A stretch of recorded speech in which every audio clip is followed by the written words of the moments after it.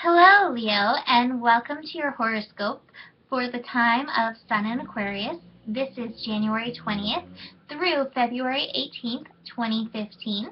And before we dive into your 7th house lessons and work, I want to mention a few dates. So, on January 20th, the Sun and the Moon shift into the sign of Aquarius, bringing a new moon happening at 5:14 a.m. And on January 20th, we have Mercury going retrograde in Aquarius on January 21st, all the way through February 11th. Venus will move into Pisces on January 27th, and then there's a full moon in your sign, Leo, on February 3rd, 3:09 p.m., just in case you wanted to know that. And for more information about any of those things, you can book a reading with me or come check out your daily horoscope on our Gaia Blooming YouTube channel. So, Leo, this month you are working through the 7th house. The 7th house is the house of balance. It's the house of giving and receiving, and it's the house of relationships. And, our relationship with ourselves sets the theme, sets the tone for relationships with everybody else in our life. And the theme for Aquarius this month, narrowed it down to one, sort of, and it's opening to a new vibration. So how can you open to a new way of loving yourself this month, Leo? How can you open to a new way of finding balance within yourself and with the outer world? And how can you find a new vibration within the realm of giving and receiving, Leo? And, I think Aquarius, it's great to be aware that Aquarius really works with so strongly the non-physical realm of things. And so, I think when it comes to relationships and when it comes to finding balance and giving and receiving, it's great to look at it from this perspective of the non-physical this time. So, especially with Mercury retrograde in Aquarius, it's kind of turning us inward. It's taking our minds off of what's out there and putting it back on what's in here. So, how can you shift your relationship with yourself?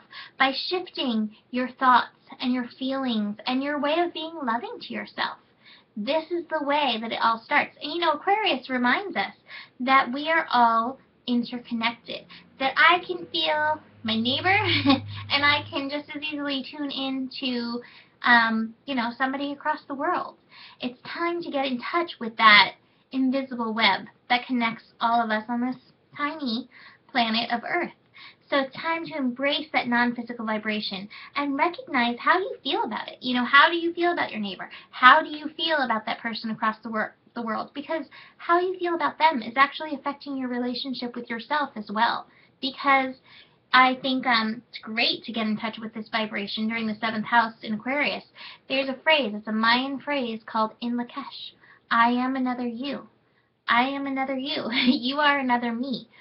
We're all connected. And so anything that you feel for yourself, anything you feel for that guy down over there, it's all connecting and going back out into the web and out of the web and flowing through you. I think it's also a really great time, in light of that, really to get in touch with the energy of giving and receiving. And I really like Deepak Chopra's law of giving and receiving. The mantra for that is Om Vardhanam Nama, which is I nourish the universe and the universe nourishes me. And it's recognizing, just like, with this feeling of love for whomever or whatever your feelings are for whoever, that we're always having an opportunity to offer to give something. And in the Om Vardhanam Nama, in that mantra, it reminds you that your gift may be just acknowledging someone's presence, smiling at them when you walk down the street, offering them a smile when you walk down the street. Anything like that, it's offering a gift. And anything that you put out, you receive. So anytime you smile at a child of the universe gets another opportunity to smile back at you. And it cultivates the circulation of love.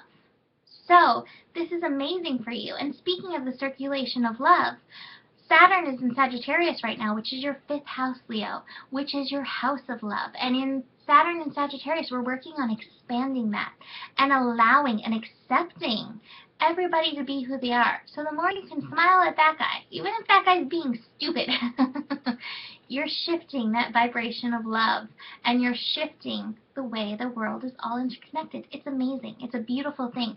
And I guarantee that as we shift that, our own personal relationships will shift as well, and hopefully for the better. You know, Aquarius, at its highest vibration, strives for utopia. And it's something I believe in. So let's get there by loving ourselves and pouring that love out there. Have a beautiful 7th house, Leo. Namaste.